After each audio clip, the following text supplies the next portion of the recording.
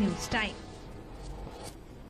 আমরা দেখছিলাম সেই প্রতিবেদন যেখানে মুখ্যমন্ত্রী মমতা বন্দ্যোপাধ্যায় একেবারে বলা যায় সরাসরি বিজেপিকে আক্রমণ করছেন, বিএসএফকে আক্রমণ করছেন, স্বরাষ্ট্র দপ্তরকে আক্রমণ করছেন, স্বরাষ্ট্রমন্ত্রীকে আক্রমণ করছেন এবং পাশাপাশি আরো একটা কথা গুরুত্বপূর্ণ বলেছেন যে দাঙ্গা করবেন না, আপনারা দেশকে বাঁচান, দেশের সার্বভৌমত্বকে বাঁচান। কোথাও একটা প্রশ্ন তিনি কেন্দ্রীয় সরকারের দিকে আরো একবার তুলে দিন। আমি প্রথম প্রশ্ন রাখবো তন্ময়দার কাছে। তন্ময়দা, এর আগেও বিভিন্ন আলোচনায় আমরা এই প্রসঙ্গে এসেছি, কিন্তু আজকে মুখ্যমন্ত্রী মমতা বন্দ্যোপাধ্যায় আরো একবার, আমি বলবো রিপিট টেলিকাস্টের মতন, সরাসরি কিন্তু বিজেপিকে আক্রমণ করছেন, স্বরাষ্ট্র দপ্তরকে আক্রমণ করছেন, বিএসএফকে আক্রমণ করছেন। দাঙ্গা নাকি আপনারাই চক্রান্ত করে আজকে করেছেন পশ্চিমবঙ্গে, মুর্শিদাবাদে, যাতে বাংলা অশান্ত হয়, অস্থির হয় এবং রাজনৈতিক দিক থেকে আপনারা লাভবান হন।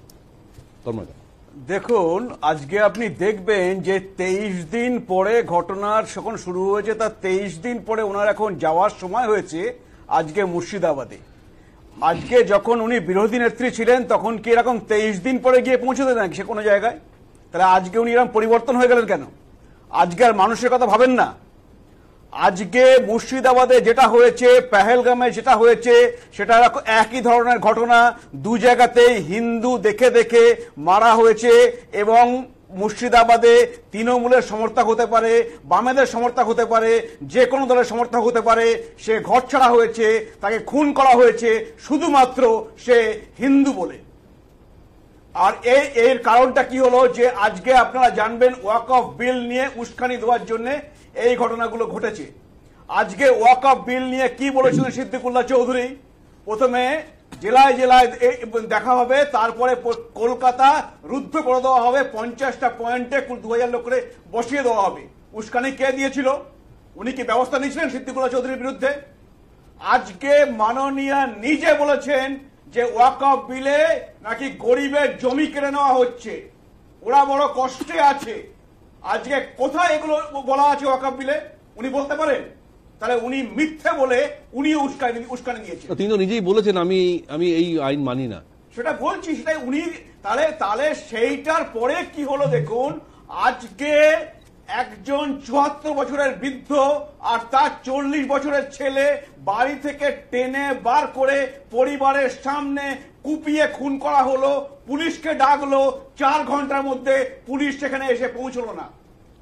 আজকে পুলিশ মন্ত্রী কে? আজকে বিএসএফ এর সম্বন্ধে উনি বলছেন আজকে পুলিশ বিএসএফ কে প্রথমে ডেকেছে, তারপরে কলকাতা হাইকোর্টের প্রয়োজন মনে হয়েছে বিএসএফ কে বা কেন্দ্রীয় বাহিনীকে। আজকে সেখানে কেন্দ্রীয় বাহিনী না নামলে আরো বহু খুন হতো সেই রাত্রে, যেদিন কেন্দ্রীয় বাহিনী নেমেছিল সন্ধ্যেবেলা। মনে আছে আপনার? তাহলে ঘুরিয়ে কেন আপনাদের দিকে নিশানা করা হচ্ছে বারবার? কোথাও কি কোনো উস্কানি ছিল বিজেপির তরফ থেকে? ওনার এইটাই। এরপরও আপনি এটাও অবাক হবেন না যদি আজকে একজনকে ভয় দেখিয়ে বা পয়সা দিয়ে একটা ভিডিও করে, একটা ফেক ভিডিও করে ওনারা ছড়িয়ে দেন যে এই দেখুন উনি বলছেন বিজেপি এর মধ্যে ছিল। আপনি বলছেন সন্দেশখালী গল্প, সন্দেশখালী যা করা হয়েছিল। হ্যাঁ, এইটাই তোরা করে থাকেন। আপনারা দেখুন, আপনাদের ক্যামেরা রয়েছে, আপনাদের সাংবাদিক রয়েছে, আপনারা দেখুন যে সমস্ত মানুষগুলো ঘর ছাড়া হয়েছে তারা কি বলেছেন।